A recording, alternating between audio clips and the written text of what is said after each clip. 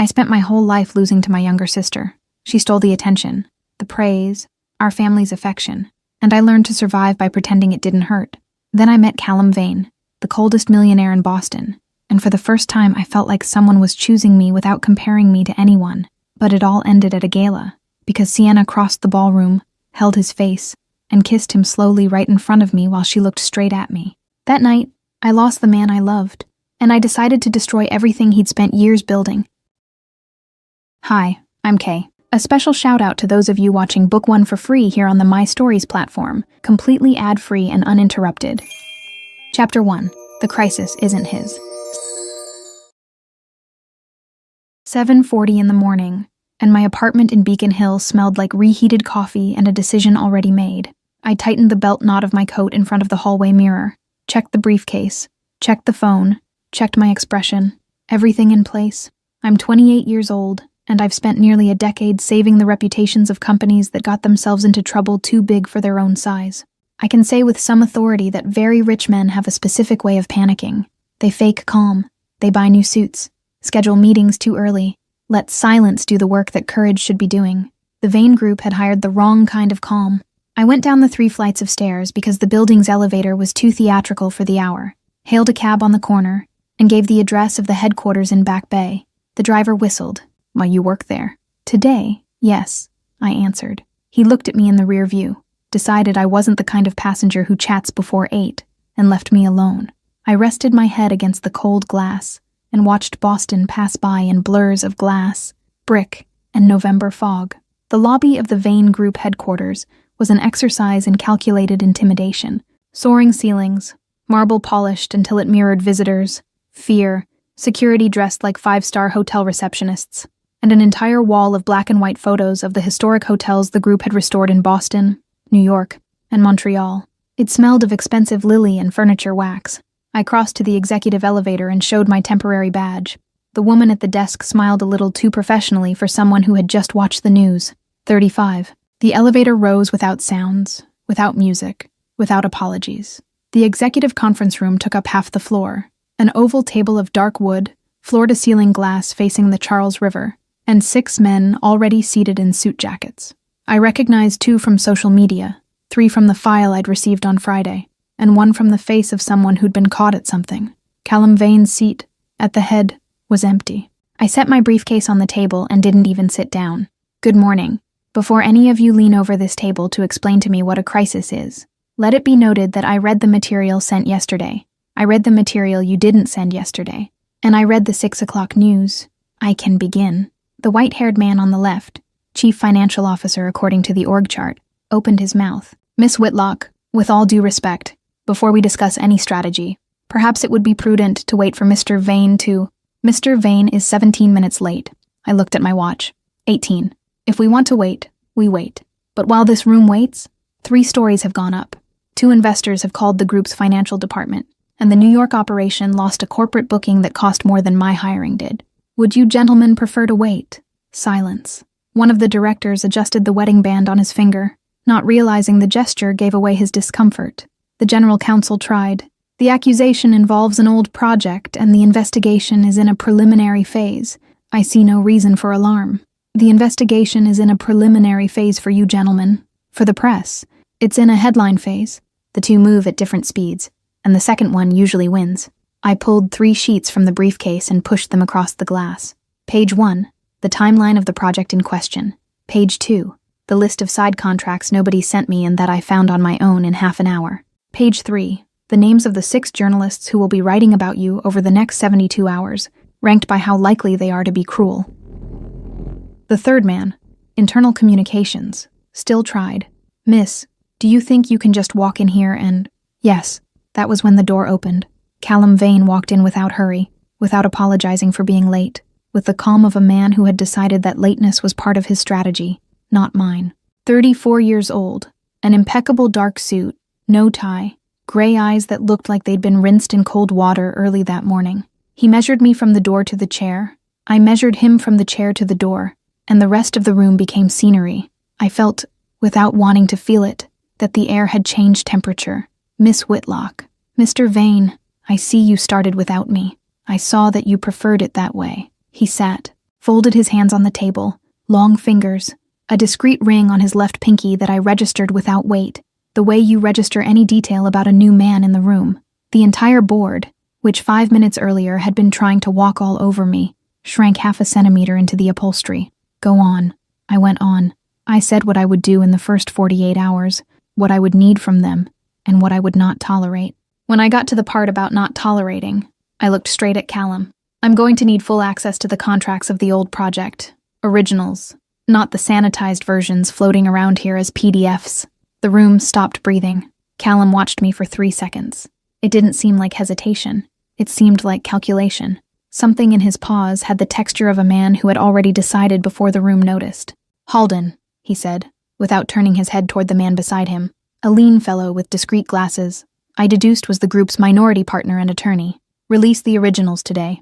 Halden Brooks raised his eyebrows half a millimeter, the kind of gesture too small for the room to register, but which there, between the two of them, clearly meant something old, and he answered without hurry, originals today.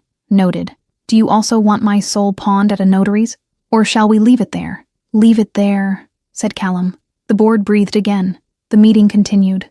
I didn't smile once. Neither did Callum. But there was 1 second, exactly, when he looked away toward the window and then came back to me, and I knew he'd registered the detail. I left the building at 6:40 in the evening with the first batch of contracts in a sealed folder, caught another cab, and gave my mother's address in Dorchester. This driver didn't whistle. My mother's house was small, dark in the right corners, scented with medicine and the Sunday cake she still insisted on baking even when there were no visitors. Inara Whitlock was in the living room armchair, a crocheted blanket over her knees. The yellow light of the lamp made her smaller than she already was. She was in her early 60s, with illnesses that took turns so as never to give her a break, and an impressive ability to wait for me without ever praising me for arriving. You're thin, she said, instead of good evening.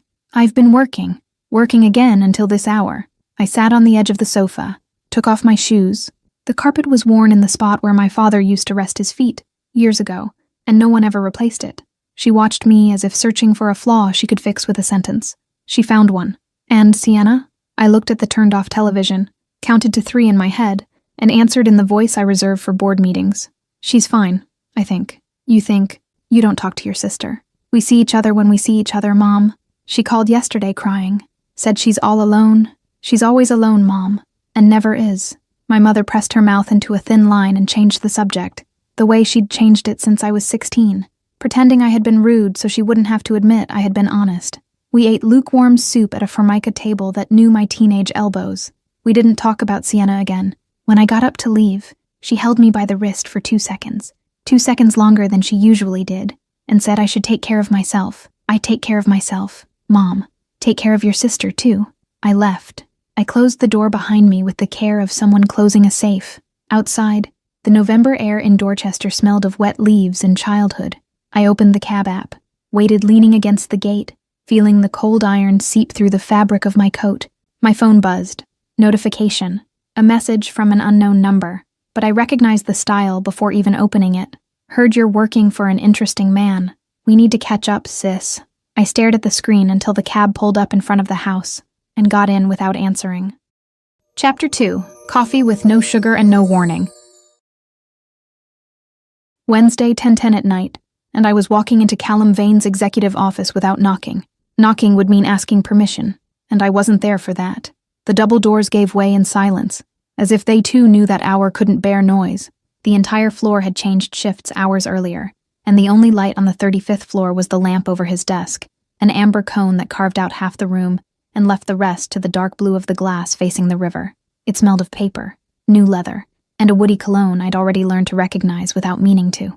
Callum was in the armchair by the window, suit without the jacket, sleeves rolled up to the elbow, reading something on a tablet. He looked up without startling, as if he'd been expecting me, though I knew he wasn't. I placed the contract on his desk. You forgot to show me this one. He looked at the paper, looked at me, didn't pick it up. Miss Whitlock, it's 10 at night. I know what time it is. I didn't imagine you did surprise overtime. I don't do overtime. I do my job. You're the one who makes it difficult. I planted both hands on the edge of the desk, feeling the cold of the waxed wood rise through my fingers. This contract circulated outside the old project. It's dated 3 months before the scandal, and it bears the signature of a director who swore to me on Monday he'd never heard of it. Do you want to explain now, or do you want me to find out the expensive way? Callum set down the tablet, stood, walked to the desk, picked up the contract, read the first page with the calm of someone recognizing an abandoned child. My father signed off on that operation in 2012, he said, without looking at me. I didn't know this document existed until 3 weeks ago. I asked Halden to hold on to it while I decided what to do. What did you decide? Nothing yet. That's the problem. He finally looked up. They weren't the eyes of a man about to defend himself. They were the eyes of a man about to think before speaking, and I hated how much that forced me to wait. It was a silence that asked for something, and I didn't want to give it. I didn't hand it over because I wanted to protect my father's name before I knew the size of the damage. I was hired to protect the group's name, Mr. Vane. If your father becomes inconvenient baggage along the way, I need to know, not to decide together with you. I know. You hire me to tell the truth to your face, and then you hide the truth from me. That's expensive and inefficient. I know, Amara. It was the first time he called me by my name. I felt the sound in the middle of my chest, low and firm, like a door being shut from the inside. I pretended I didn't feel it, and went on. I can't save someone who lies to me. I know that too. Then stop. He looked at me for 1 second longer than necessary, sat on the edge of the desk, in the corner near me, close enough that I could feel the fabric of his vest lightly brush the sleeve of my blazer, and said, "Lower. Sit. Let's read this together." I sat. We read until a little after midnight. We ordered tea during a break, and the steam from the cup rose between us like a line neither of us crossed. We went over clauses. I drew a timeline on the back of a blank sheet. He scrawled 3 names to investigate with a fountain pen that scratched the paper in an old-fashioned way. He had a specific way of thinking in silence that filled the entire room, and I had a specific way of thinking out loud that exhausted only me. At some point after 1, I leaned my head against the arm of the sofa just to close my eyes for 10 seconds. I woke the next morning with a coat over my shoulders. It took me a moment to understand. The sofa, the office, the cold light hitting the glass facing the Charles, silver, unforgiving, the smell of the coat, his heavy, expensive, with the collar tucked inward, as if he'd placed it on me carefully so as not to wake me. The wool was still warm, from my own body, and that bothered me more than it should have. I straightened slowly, stood, folded the coat over the back of the sofa, pretended for 2 seconds I hadn't noticed, and that was when I saw the cup on the low table, beside the sheet we'd scribbled on during the night. Black coffee, no sugar, no note, still hot. A single thin spiral of steam rising, calculated like everything that came from him. I knew how to drink black coffee with no sugar. I had never told him that. I picked up the cup. I drank. I said nothing. Callum came in 10 minutes later, already changed, already shaved, already in the mode of a man who'd slept somewhere civilized and come back to work. "Good morning. Good morning. The investor meeting is at 1. North End." I remember. He looked me up and down, with nothing resembling a joke, and said, "Halden will pick you up downstairs at 12:30. I left the building without mentioning the cup. He didn't mention it either. It was the loudest silence of my month. The Italian restaurant in the North End was discreet, the way expensive things manage to be when they don't need to sell themselves. A table at the back, low chandeliers with yellow filaments, 3 glasses of sparkling water, 2 men in suits, and a glass of wine no one had ordered. The air smelled of clarified butter and rosemary, and the waiters moved in shoes that made no sound on the oak floor. The investor, a fellow named Garrick with the smile of a man who had never been contradicted, offered me his hand out of reflex, measured my grip, and decided I was decorative. "A little too sweet for hard work, huh?" he said, sitting down. "Callum, are you turning philanthropist now? Hiring interns?" I opened my mouth. I didn't need to.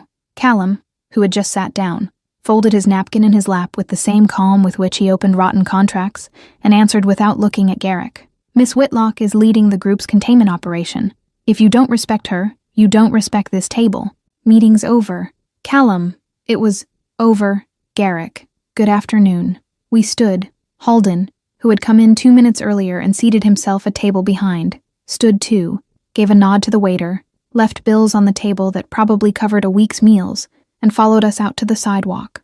Outside, the November wind blew straight into the collar of my coat, cold enough to make the dark leaves of the awning vine crackle. Halden adjusted his glasses, looked at Callum, looked at me, and said, in the driest voice in the world, "He only interrupts a meeting for you, and for café au lait, in that order." "I drink it black," I said. Even worse for the competition. Callum didn't even bother to react. He got into the car, held the door for me, closed it. Halden knocked twice on the roof like someone sending off a cab, and went back into the restaurant to pay the bill he'd already paid. In the car, Callum looked out his window and I looked out mine. The leather of the seat creaked softly with each turn, and the air conditioning hummed in such a constant drone that it became silence. We didn't talk about Garrick. We didn't talk about the coat. We didn't talk about the coffee. Over 15 minutes of traffic, we talked about the schedule for the next meeting, and that seemed, in that moment, a very civilized way of saying something else. He dropped me off in front of my office. Before I closed the car door, I said, "Thanks for the lunch that didn't happen." He almost smiled.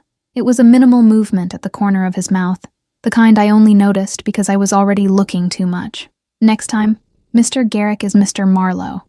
Noted. I went up to my floor, took off my coat, threw my bag on the chair. My phone started buzzing the instant I sat down. Bryn Halloran had been my classmate in college in Boston and was, currently, the only person in my circle who could force me to answer calls. Hi, nothing. You need to come here now. I'm at my office, Bryn. I know. I came up to find you and ran into reception. I'm in the hallway, looking at your door. Pause. Your sister was here this morning. I felt the blood drop 2 floors. And what do you mean she was here? I mean, she came up, asked for you, said she'd come back on Monday, left perfume all over the floor, and walked off. By the way, I've hated that perfume since I was 19, just noting it. What did she want? Amara, I swear on everything. She showed up with the face of someone who's already moved into your building. Said she'd be back with flowers at the beginning of the week. For the sister who landed the new client. That's exactly how she put it. I looked at the office door. Through the frosted glass, only the hallway light cutting across the floor. Silence. The hum of the ceiling lights seemed to climb a notch. Amara, are you there? I was. But the room was much, much fuller than it had been a minute earlier. Chapter 3. Flowers and dates that don't add up. Monday started with a bouquet that wouldn't fit on my desk. I saw it from far off, down the glassed hallway of the Vane Foundation. On the floor below the executive level, white lilies and cream roses piled into an absurd arrangement, too tall to go unnoticed, too short to be subtle. The receptionist looked at me with that face of someone who wanted to apologize before I even asked anything. Your sister is waiting for you, she said quietly. She's been here about 20 minutes. I didn't quicken my pace.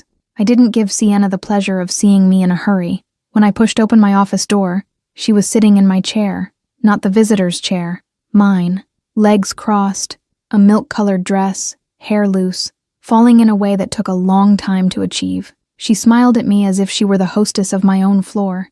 Good morning, Amara. Good morning. Sienna rose slowly, came around the desk, and walked over to me with the bouquet in her arms. The scent of the roses was too sweet and made me want to open the window. I thought it would be funny, she said. You spend all day in meetings and nobody brings you flowers. Look, now I brought some. I didn't answer. I set my bag on the chair, took off my coat, walked to the desk, and pushed the vase into the corner, away from the screen. Every gesture measured. Sienna watched me like someone waiting for an actor to forget their lines on stage. You're acting strange, she said. I'm working. You're always working. I sat, turned on the monitor, opened some spreadsheet just to have somewhere to rest my eyes. Sienna, I have a call in 15 minutes. What do you need? She pulled up the visitor's chair, settled in too calmly, as if time belonged to her. She took her phone from her pocket and placed it on my desk, turned toward me. I wanted to show you something. That was the instant I felt, for the first time that morning, the kind of chill that climbs the back of the neck before you understand why. The screen was open to a conversation. A small photo at the top, no name, just C, and short blue bubbles, spaced out, the kind that looked like they were written in the dark. You okay? I'll be thinking about you tonight. Watch out for your sister. I read it 3 times. I didn't blink. Who's C? I asked, voice neutral. Sienna bit the inside of her cheek. The smile came on its own, small, rehearsed. You know who it is, Amara. I didn't want to tell you like this. She leaned forward, elbows on my desk. I told him it was better to wait until you were in a good mood, but he insisted I stop hiding it. It was the word, him, that made the room sway for half a second. I looked at the ceiling, at the corner of the window, at the sliver of light coming between the buildings of Back Bay. I breathed through my nose, slowly. The strategist I am in any other room would have asked to see the number, would have cross-checked it with the carrier, Would have asked to scroll the screen up and see the history. The sister I am in any room with Sienna swallowed hard and pushed the phone back. I have a call, I repeated. Have lunch with me. No, Amara. She tilted her head. I was polite. I brought flowers. I came here to warn you before you found out from someone else. The least you can do is come down to the cafe with me. The word warn hurt in a specific way, as if Sienna were doing me a favor, as if her story with Callum were something already settled among adults, and I were the only one still behind in the conversation. 1:30 Ambait, I said. I'll come down. 15 minutes. Not one more. She tilted her chin, satisfied, the way she always did when she thought she'd won something. She took her phone, kissed the screen with a theatrical gesture, and walked out of my office like someone walking off a stage. The flowers stayed, of course. I stared at the bouquet for long seconds after the door closed. Then I opened the drawer, took out the Swiss Army knife I always carry, and cut a leaf at the base, just to check whether the water in the vase was too fragrant or whether I was imagining things. The water smelled normal. The problem was my head. I called Bryn. It went to voicemail.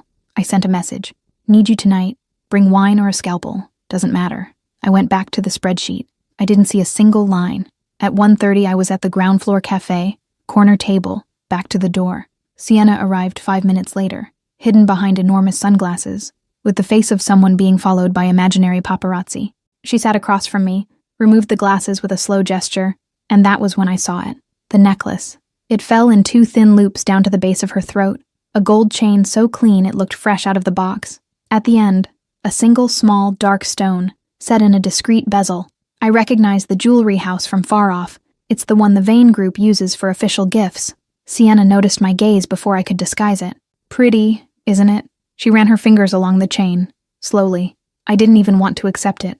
I told him it was too much, but he insisted. Said he saw it in the window thinking of me after a dinner. What dinner? A discreet dinner. A small smile. You know how he is with discretion. The waitress arrived. I ordered my coffee. I said, black, without looking. Sienna ordered a cappuccino with cinnamon and oat milk, in the tone of someone reciting an order made many times at that counter. It was the first time she'd ever set foot in that cafe. When the waitress left, Sienna reached her hand toward mine, touched my fingers slowly. I know it's strange, she said, voice low. I know you met him first, but some women are born to be chosen, Amara, and others only serve to pave the way. I closed my hand, slowly, pulled mine out from under hers and brought it to my cup, even though the cup hadn't arrived yet.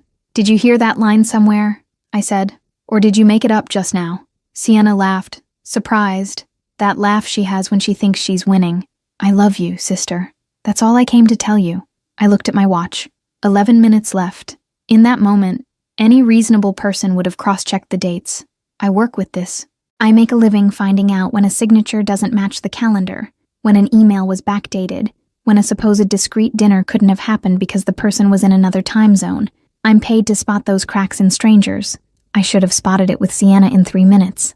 I didn't, because with Sienna I'm 12 years old again. I paid for my coffee and hers. I left before the cup arrived. In the elevator, I rode alone. I pressed the button for my floor, leaned my head against the mirrored wall, and closed my eyes for 6 seconds. When I opened them, I was the strategist again. I went back to the office.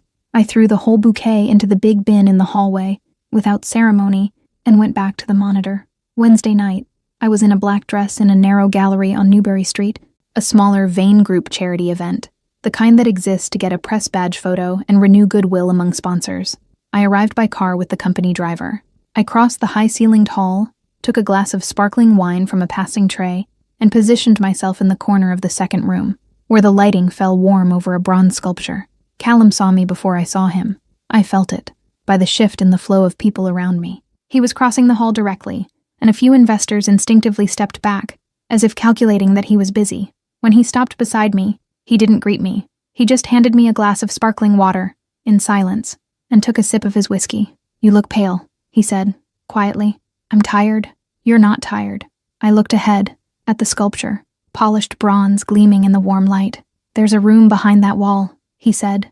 Gallery storage. It's empty. Are you inviting me to a storage room, Callum? I'm inviting you to not have 30 people around while you tell me what's bothering you. I looked at him for the first time that night. The knot of his tie was a millimeter looser than I'd ever seen it. To anyone else, he was an impeccable man. To me, he was a man undone inside by something he couldn't yet name.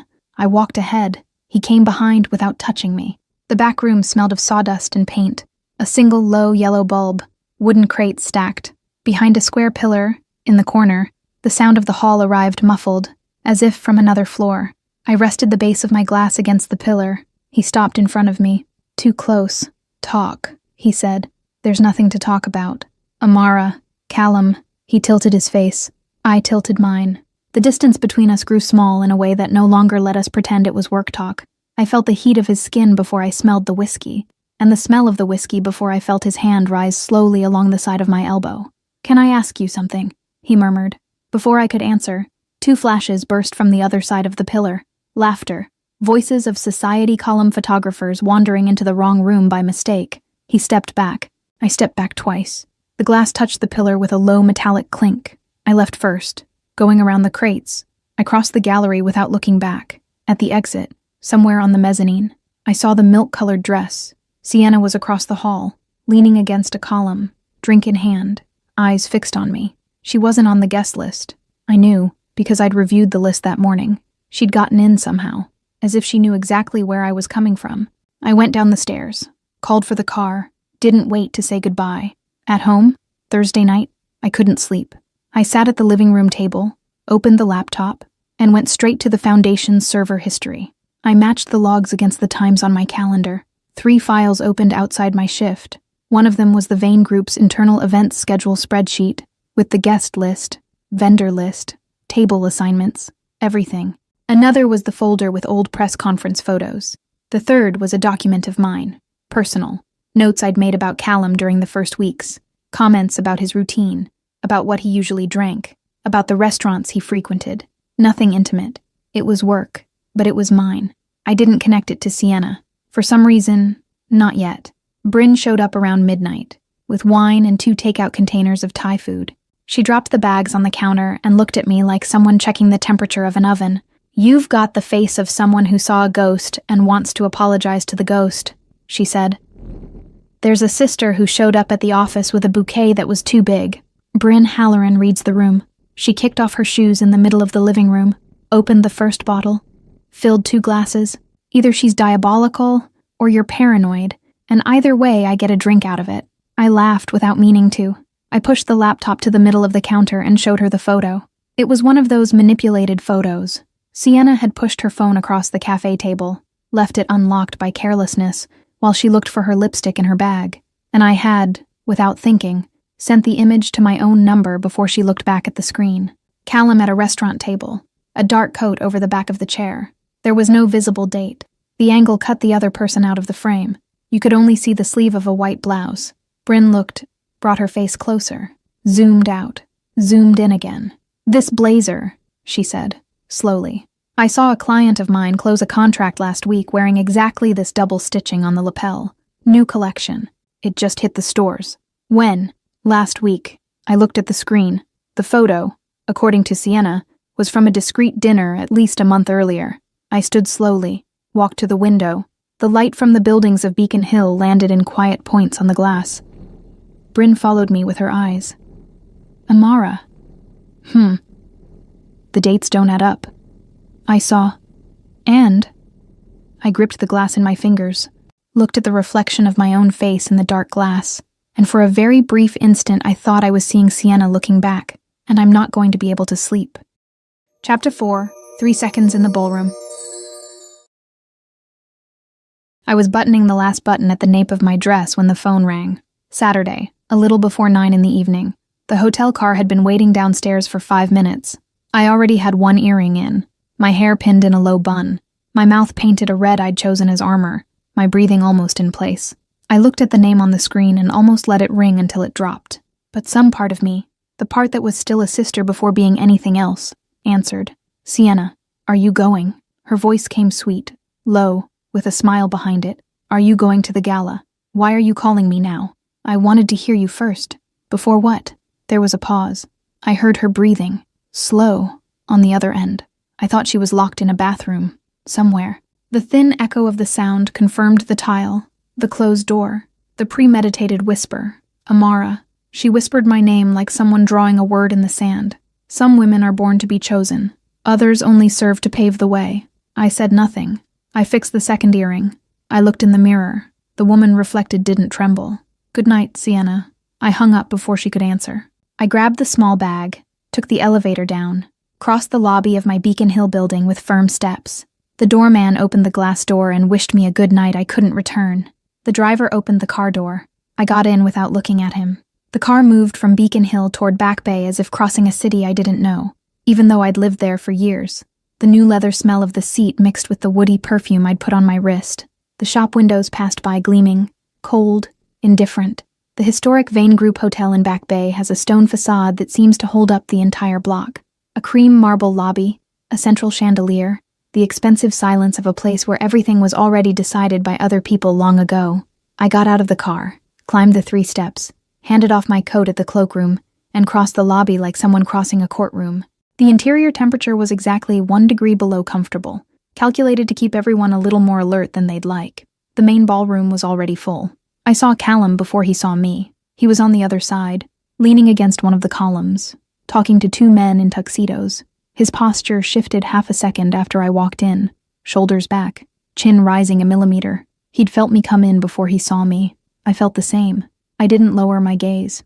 I didn't smile. I just crossed the ballroom to the central table, took a glass of sparkling wine from a passing tray, and positioned myself near a window with heavy curtains. The dark velvet absorbed the sound of the ballroom and made my own breathing sound too loud in my ears. Halden Brooks appeared first, a tailored tuxedo, the smile of someone who'd rather have stayed home. "You look dangerously beautiful tonight," he said. "It's the strategy. You don't need a strategy. You need a vodka. I have connections. I don't drink spirits at my client's event. I admire you." Halden glanced sideways, toward Callum, without moving his head. "He's been trying to get over here for 20 minutes. Every time he takes a step, an investor grabs him by the elbow. Any minute now he'll give up and barrel across the ballroom. He won't. He's too well-mannered. You think?" Halden drank. "And I've known this man since he was 12. When he wants to, he barrels through." I looked. It was true. Callum was slowly managing to extract himself from the second elbow of the night, moving in my direction 1 step at a time. I watched him stop to shake a hand, watched him stop to tilt his head toward a woman wearing an emerald necklace, watched him stop to smile, with that short smile he gives when he doesn't want to give any smile at all. And that was when I saw the white. Sienna walked in through the main archway of the ballroom like someone entering a ceremony. A long dress, milk-colored, the same fabric as the day at the office. Low back, hair loose. She didn't look at me. She didn't need to. She crossed the ballroom in a direct diagonal, without greeting anyone, without taking a glass from a tray, without stopping for a photograph, as if she already knew where she was going. I followed her trajectory with my eyes. The entire ballroom followed, because it was impossible not to. Halden, beside me, gripped his glass a centimeter tighter. I felt my stomach drop in slow motion, as if the floor had sunk 2 fingers. "Width. Amara," he said, very low. "Look at me." I didn't look at him. Sienna stopped in front of Callum, 5 steps from the column he was leaning against. He turned his body, surprised. She said something, short, that I didn't hear. He answered, and I saw the 2 words leave his mouth in a sharp motion. "What?" That was the instant she raised her hands. Sienna held Callum's face with both hands, fingers spread over his cheeks, thumbs at the corners of his lips. She leaned in, sealed her mouth onto his with the calm of someone repeating a gesture for the 100th time in silence. 3 seconds, I counted. In the first second, Callum didn't react, not because he was accepting it, because his body was still processing what had happened. In the second, he tried to step back and the column wouldn't let him. In the third, he pushed her by the shoulders, with enough force to remove her from his space. It wasn't gentle. It was physical. It was raw. It was the gesture of someone getting rid of something that had invaded his body. Sienna stepped back. She brought her hand to her mouth in a small gesture of someone wiping away something imaginary. She smiled and looked at me, not at Callum, not at the ballroom, at me. I didn't look away. I didn't drop the glass. I didn't turn from her. I felt the cold glass of the flute warm between my fingers and realized I was gripping the stem hard enough to break it. The ballroom began to murmur like an exposed beehive. Some flash burst in a corner. A Society column journalist raised her phone. Halden set his glass on a nearby side table and held my elbow lightly.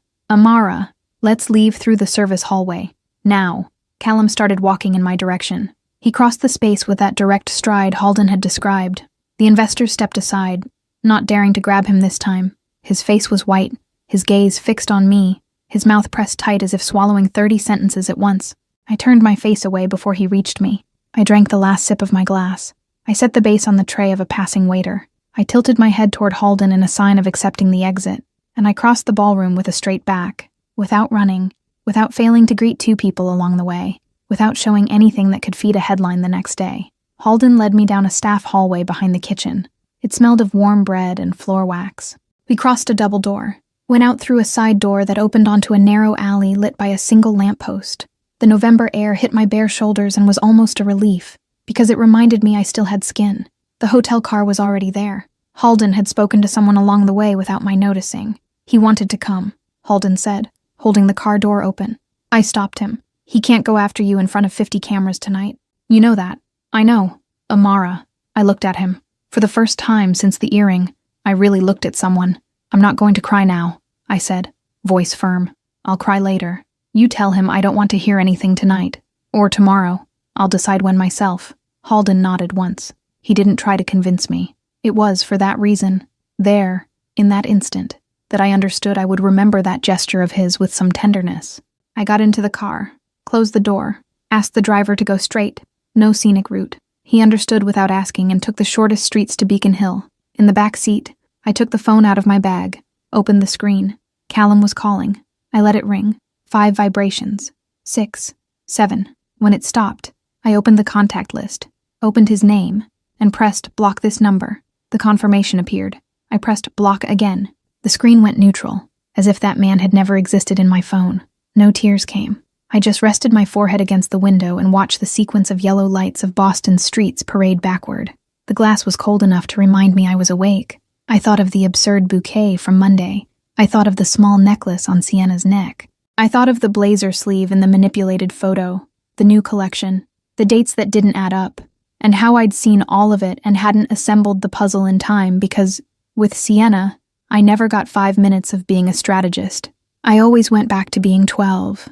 I thought of ruined birthdays, of boyfriends destroyed with a sweet smile, of hearing my mother ask me, for the 1000th time, to be more understanding with my sister, because my sister was fragile, and I was strong. I was strong. I was always strong. I thought I was tired of being strong with nothing to show for it. At home, I took off the dress carelessly and left it on the bathroom floor. I put on an old t-shirt, one of those that lose their shape from being washed so much and so become a refuge. I washed my face. The cold water ran down my chin and dripped into the porcelain sink with a small, dry sound. I looked in the mirror at the dry-eyed woman looking back at me. I said to her, in a low voice, "Let's go." I walked to the living room, opened the laptop on the table, called Bryn. She answered on the second ring. "I already know," Bryn said, before I could speak. 3 people sent me video. It's going around. I need 3 dossiers. Silence on the other end. Amara, I need 3 dossiers. The renovation contract for the hotel in New York, the one in Montreal, and the one for the investor group that came in January with a heavy stake in Back Bay. I know you have copies on the down low, because I sent them to you myself the week before last, when the group's legal department consulted you. I have them. Send them to my personal email. Tonight. Are you thinking straight? No. I sat in the chair. The leather of the armchair was freezing against the backs of my thighs. I'm thinking clearly, but I'm not thinking straight. There's a difference. Bryn breathed deep.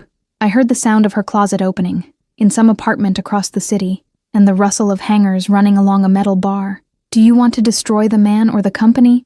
Both. Amara, Bryn, I'm not going to make anything up. I don't need to. There's enough rot in what he already hides. I'm just going to open the doors.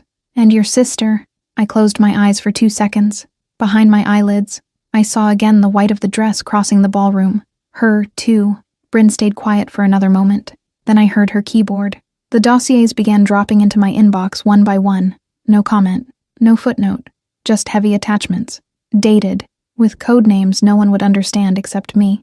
That was when she said, "Low," before hanging up. "I'll be here tomorrow at 9.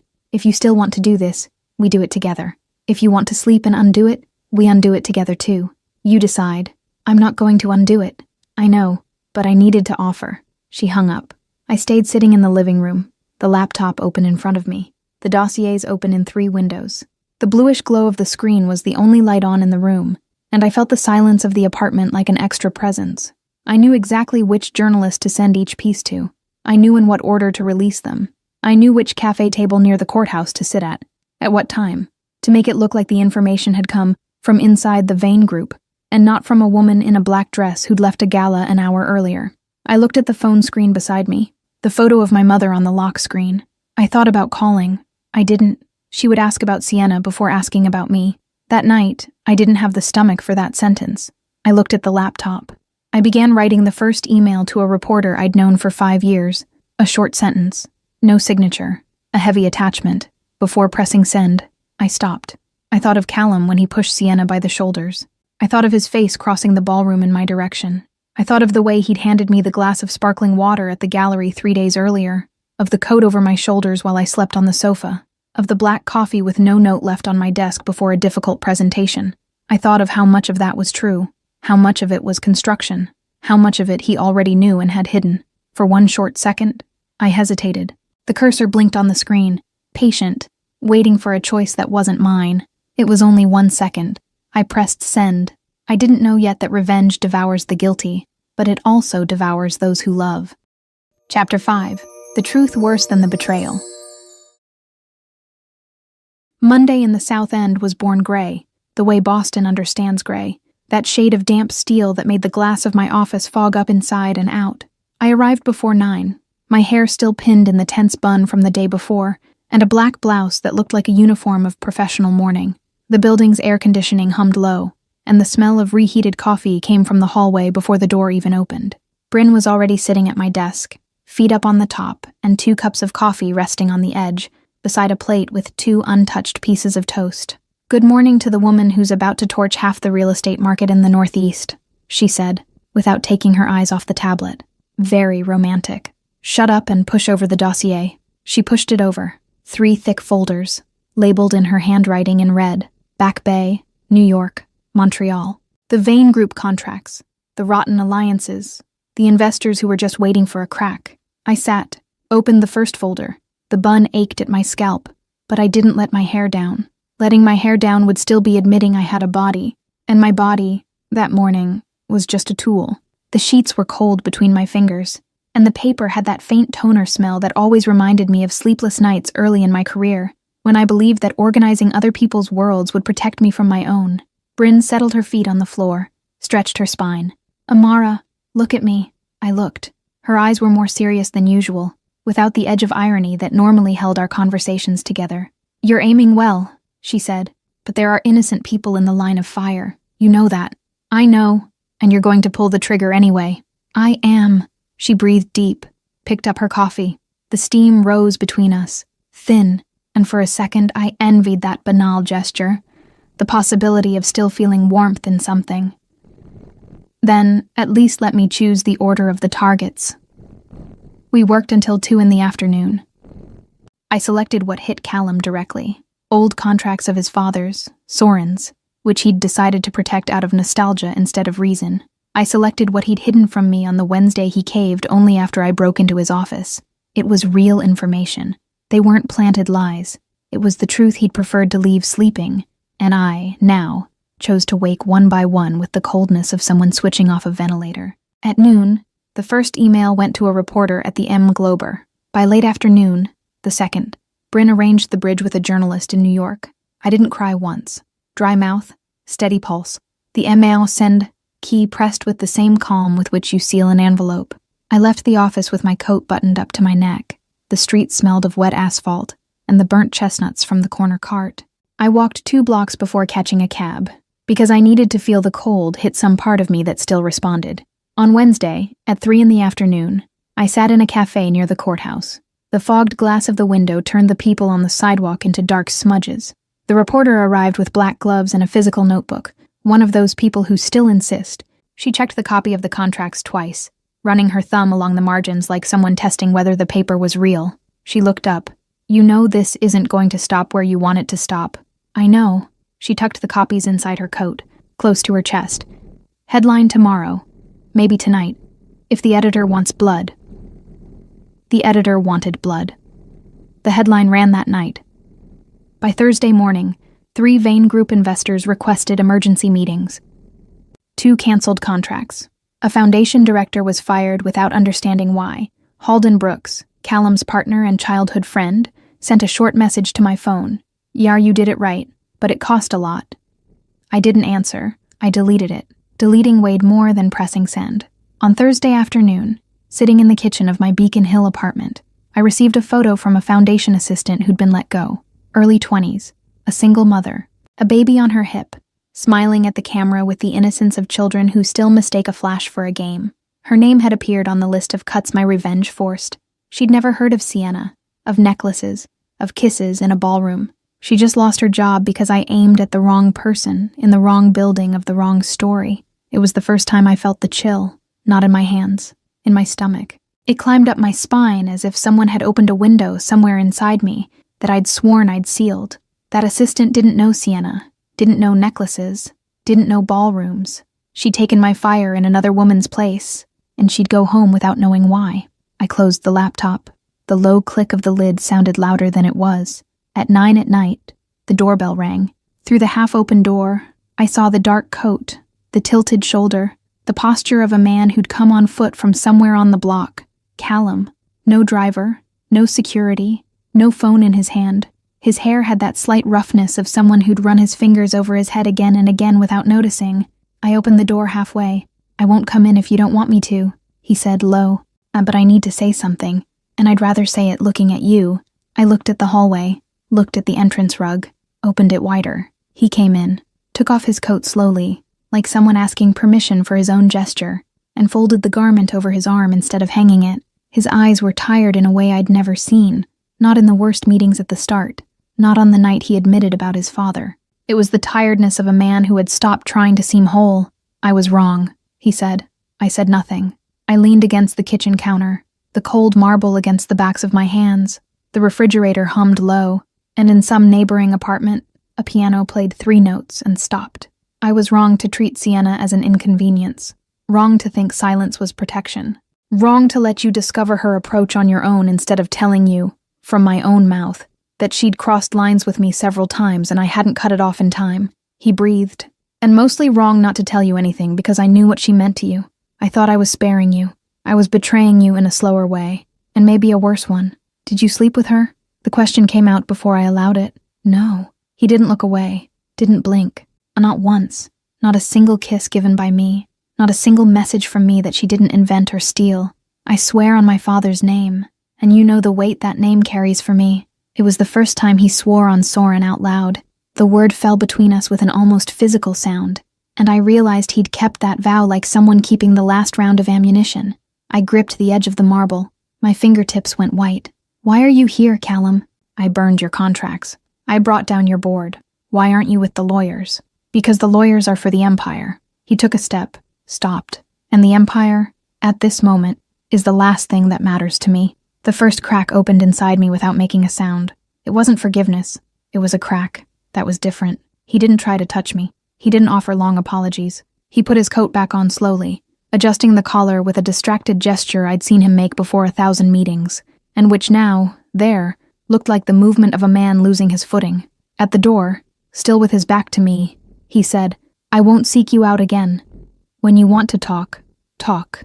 If you don't, I understand." The door closed. I stood staring at the marble for a long time. I counted the veins in the stone as if they were a map that could take me somewhere simpler. Friday morning, I took the car and drove to Dorchester. My mother's house still smelled of the same medicine as always. That mixture of eucalyptus and old syrup my whole childhood was forced to learn by heart. The floorboards creaked at the same spots. My mother, Inara Whitlock, slept in the front room, with the heavy breathing of someone mixing a sleeping pill with exhaustion. I didn't wake her. I climbed the narrow staircase. I stopped at the closed door of Sienna's room. I didn't ask permission. The door gave way with a sigh of a poorly cared-for hinge. Her room smelled of sweet perfume, the kind you buy at an airport shop, with that nauseating undertone of synthetic vanilla. The bed was made with frightening perfection. The pillows aligned as if no one there really slept.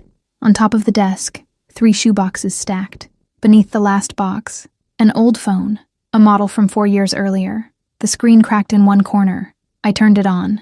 The battery, a miracle, held at 30%. I sat on the floor with the device in my hands, the rough carpet against my knees. I opened the audio gallery first. 28 recordings, all of her talking to herself. In some, she laughed. In others, she rehearsed sentences for an imaginary Callum. You'll understand when I explain to you who she really is on the inside. She never loved you the way I love you, and I'm the only one who can free you from her. Her voice shifted tone like an actress trying out roles, and that was what turned my stomach most. The precision of the rehearsal. I held the device until the knuckles of my fingers ached. The rough carpet crept up my legs. At some point, I realized my mouth was open and I closed it, slowly, like someone remembering their own body again. I opened the photo album, screenshots of my laptop, personal notes of mine, excerpts from emails I'd never sent to Callum, assembled like a conversation. I opened the notes, lists, dates, a schedule. Or by Tiffany necklace. 23. Naya plant message on phone. 30 Berry. Na take restaurant photo. 42. Morning Dunny, nan public kiss gala. The moment. I read it all without crying. I think I'd used up my supply on Thursday. At 4:30 in the afternoon, Sienna arrived. I heard the key turn in the front door before I saw her. The steps down the hallway. Light. Still confident. She saw me sitting in our mother's kitchen, with her old phone open on the worn cotton tablecloth. She smiled first. That smile I learned to fear at 6 years old. You shouldn't touch other people's things, sis. Sit. She sat, crossed her legs with elegance. Her bag fell onto the back of the chair without haste, like someone who still had time in the world. You bought the necklace. I bought it. You forged the messages. I forged them. You stole the files from my laptop. I stole them. The smile was still there. Calm. Trained. Sick. Sienna, do you know what this means? It means he'll choose me when he understands who you really are on the inside. The sentence came out without hesitation, without theatrics. That was how she believed it. Sienna, I kept my voice low. He pushed you in the ballroom, in front of 200 people, with disgust. The smile wavered. For a fraction of a second, I saw something behind it. I saw the 4-year-old Sienna who cried because I'd won a reading medal. I saw the 14-year-old Sienna who lied that I'd broken our grandmother's vase. I saw today's Sienna, who'd built an entire life on top of a fantasy no one had the right to dismantle. She screamed first, something about how I'd always wanted to take everything beautiful away from her. Her voice rose until it cracked, and her hand slammed the table hard enough to make the phone jump. Then she cried. They weren't tears of manipulation. They were the tears of a child trapped in an adult's body, the kind that come with a dry sob and small shoulders. For an instant, I could see the real size of the hole. I picked up the phone. I called the psychiatric clinic in Belmont, the one my mother's doctor had recommended once. Years ago, when no one wanted to listen, I said her name. I said it was urgent. I said I'd sign whatever was needed. My voice came out as if it belonged to another woman, one older than me, more tired and more firm. My mother appeared in the kitchen doorway, her robe tied crooked, her graying hair held by a loose clip. She looked at Sienna crying, looked at me with the phone in my hand. For the first time in her life, she didn't ask me to stop. She just rested her hand on the doorframe, as if the doorframe were the only thing holding up her body. Sienna was taken the next morning. Before getting into the car, she turned to me on the doorstep. Her face was clean now, serene, the way of someone who'd gone back inside the fantasy. He'll walk away, she said, when he has to choose between the Empire and you. The car door closed with a muffled thud. I stayed on the threshold until the car turned the corner. The Dorchester wind blew cold against the back of my neck, lifting loose strands from the bun I'd finally let down without realizing. The sentence stayed with me, not as a threat, as a seed planted. Chapter 6, The Condition. The private psychiatric hospital in Belmont looked more like a college campus forgotten by winter than a clinic. Sunday morning, 10 o'clock, and the lobby had live plants in clay pots, a pale wood floor that creaked softly under shoes, and a receptionist who spoke too quietly, as if every word there needed to ask permission before existing. It smelled of eucalyptus and some kind of expensive furniture wax. The walls were a beige that offended no one. There was an unlit fireplace in a corner, and on the mantel, a pendulum clock that marked time in an almost polite way, as if even the hours in that place had learned to whisper. Sienna was admitted in 40 minutes.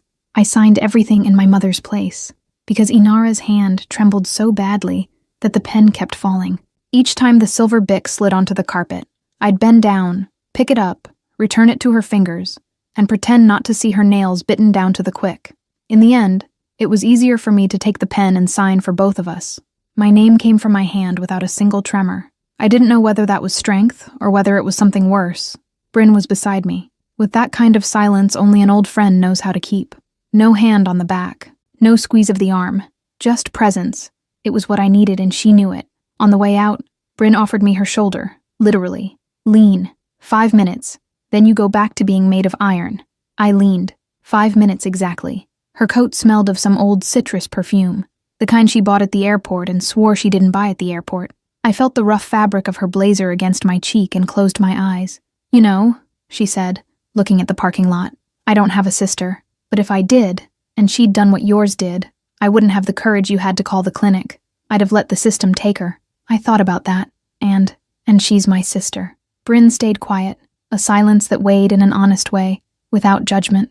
Outside, the Belmont wind came in short gusts that made the dry leaves run in circles across the asphalt. You're badass, Amara. Badass in the wrong way, but badass. I laughed for the first time that week. It was a short laugh, almost a sob turned inward, but it was a laugh. My throat ached, as if I'd forgotten the path that sound took to get out. Inara didn't come with me in the car. She asked to stay a little longer in the hospital garden. Bryn stayed with her. I watched in the rear view, the two of them sitting on the stone bench by the dry hydrangeas. My mother aged in a week what she hadn't aged in 10 years, and I kept driving. I drove back to Boston alone, with the radio off. Route 2 was empty. The sky was a patient gray. I didn't cry. I thought I would, but I didn't.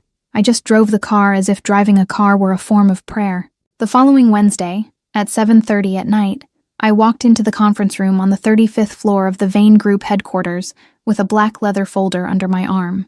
It was the first time I'd set foot there since the night of the rotten contract.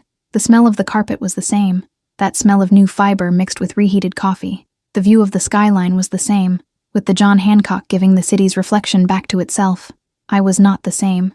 Callum was standing, near the window. Halden Brooks, seated, with his laptop open. No one else. The dark oak table gleamed under the cold light of the recessed fixtures. There was a bottle of chilled water in the center, with 3 glasses turned mouth down, aligned as if someone had measured the distance between them. I asked for a small meeting, I said, closing the door with my foot. I don't need an audience. Callum turned. He'd lost weight. The charcoal gray suit jacket, which I knew well, now fell 2 fingers too wide on his shoulders. His eyes met mine for 2 seconds, and he looked away first. It was the first time he'd looked away from me first. The detail cut through me inside like a thin blade. Sit.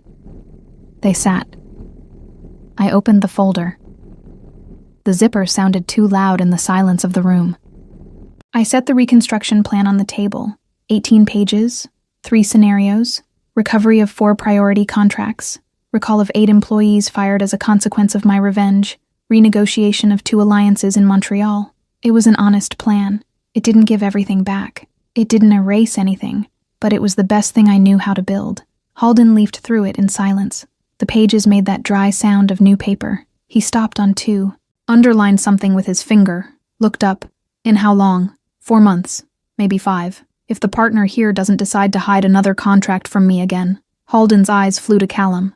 Callum's didn't fly anywhere. They were on me, heavy, dark, defenseless. Before I accept, I said, I have one condition. I won't negotiate on it at all. Tell me, you will never again hide an important truth from me to protect a reputation, to protect the empire, to protect convenience, yours, the company's, or anyone's, no matter the size of the pain the truth brings. If you think I can't handle hearing it, you tell me anyway. If you think it'll hurt me, you tell me anyway. If you think you're sparing me, you're betraying me again. Is that clear? It's clear. Repeat it. He repeated it, word for word, without hesitating. His voice came out lower than I expected, and firmer. It was the voice of a man who'd rehearsed that promise many times alone before I came to ask for it. Halden closed the laptop slowly. The click of the magnetic latch sounded like a sentence being filed away. I'll sign whatever there is to sign, he said, but let it be recorded in the annals of this company that she scares me more than 3 federal audits combined, and earns more respect, too. I couldn't hold back the corner of my mouth. Write that down, Brooks. Already did. We left the room. Halden stayed behind, with a flimsy excuse about coffee. It was his first kindness toward me since the morning of the coat in the office, When he'd walked in and seen what he'd seen and pretended to see nothing, I thanked him with my eyes. He nodded with his chin, in his way. Callum walked me to the elevator. He didn't speak. I didn't speak. Our steps on the carpet made no sound, and even so, I felt each one of them beating inside my chest. When the elevator door opened, I stepped in. He didn't. He stood there, with one hand resting on the frame, like someone holding back their own will. "Saturday," I said, before the door closed. "8 at night, your penthouse. I'll be there." I know. The door closed. In the elevator mirror, I saw my own face and barely recognized the serenity on it. Saturday, 8 at night, I rode up the private elevator of his tower, in the seaport, for the first time with no folder at all. I was in black pants and a gray blouse. No bun, no armor. My loose hair weighed on my shoulders in an almost foreign way, as if I'd forgotten for years that it existed like that. The door opened straight into the living room. High ceiling, floor-to-ceiling glass facing the harbor. Low light. There were candles on 2 side tables, but none lit. A jazz record turned softly somewhere I couldn't see, with a saxophone coughing out long notes. Callum stood with his back to me, by the window. He'd taken off his jacket. His shirt sleeves were rolled to the elbow. He turned when he heard my steps on the floor. Hi. We stood still, 2 meters between us. 2 years passing between us in silence.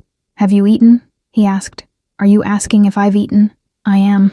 I laughed softly. It was a slightly hoarse laugh. "No." He went to the kitchen. I followed.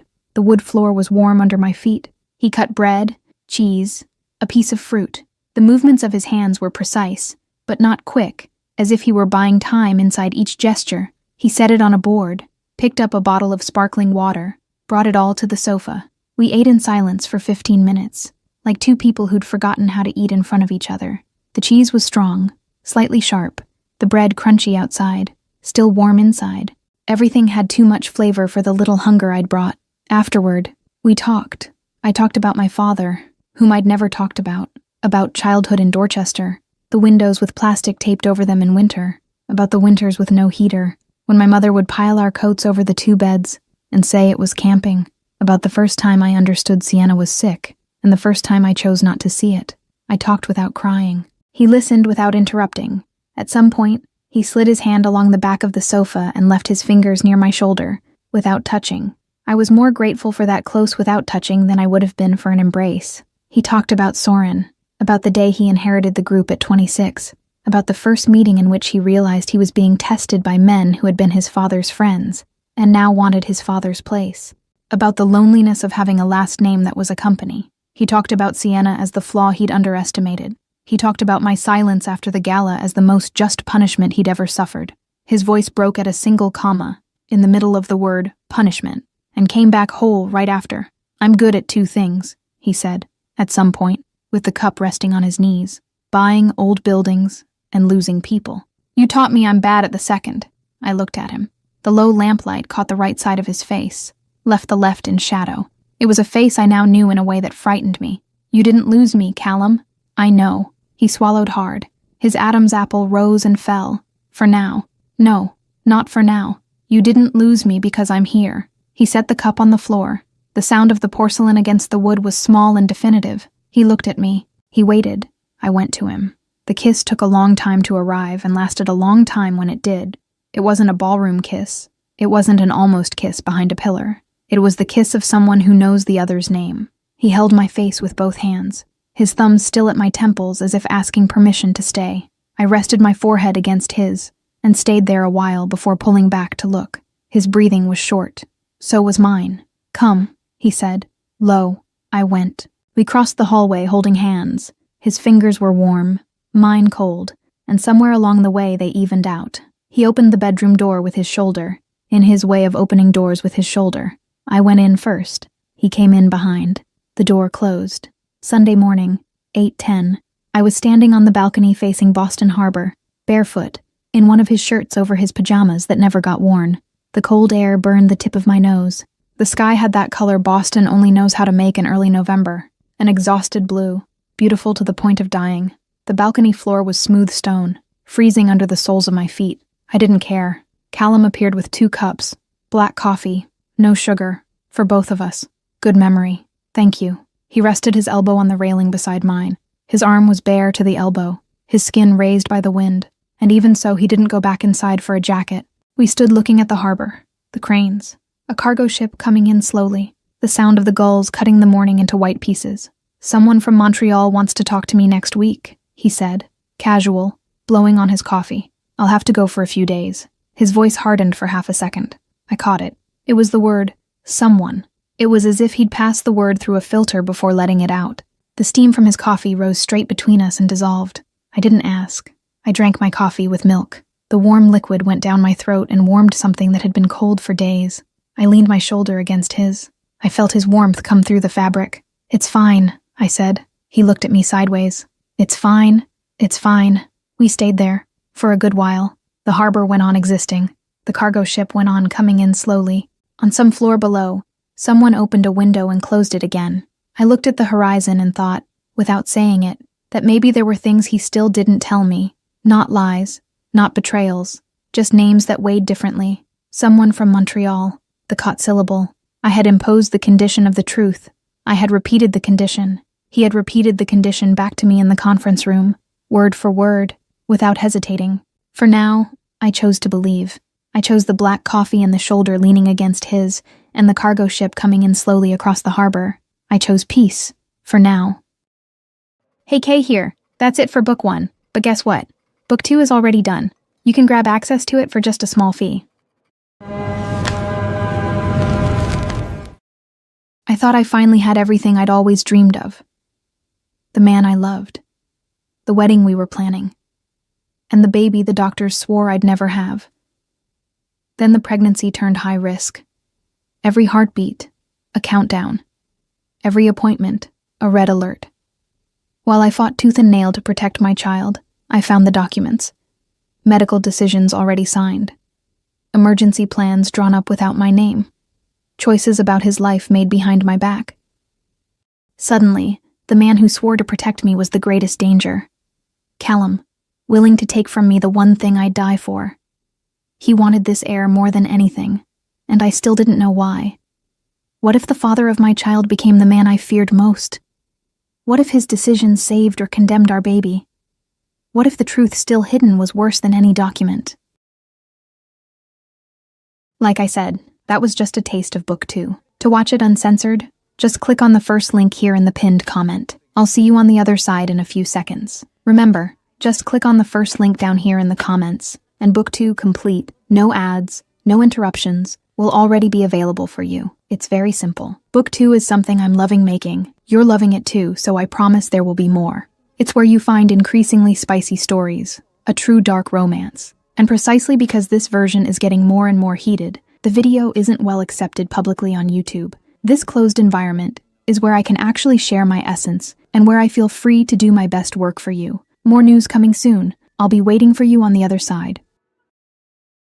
Unfortunately, many people have been downloading our audio, effectively copying the entire story, and simply reposting it on YouTube. If you want to watch the original story and be the first to catch the upcoming ones, look for Kay's Sweet Love on YouTube for the best billionaire and CEO romance content. Remember, the official channels are Kay's Sweet Love on YouTube and the My Stories platform. I'll be waiting for you there. With love, Kay. Congratulations! Your purchase has been confirmed, and you now have full access to books 1 and 2 of all our stories, completely ad-free and uninterrupted. Everything is available on the My Stories platform, from mafia romance and billionaire romance to our spicier tales. This content is ready for you now, with new episodes added daily. Access is simple. Just log in using the same email address you used for your purchase. A confirmation has also been sent to that same email. The My Stories platform is very simple and intuitive. Each image represents a story. If it has a book 2, just click and press play. Everything is already unlocked for you. You can also rate each story, leave a like, and write a comment. Your feedback will be visible to all our other subscribers. This is our romance universe, so please feel free to interact. From this moment on, this is officially your home for romance stories. Just head over to mystoriesromance.com and press play. Welcome to the family.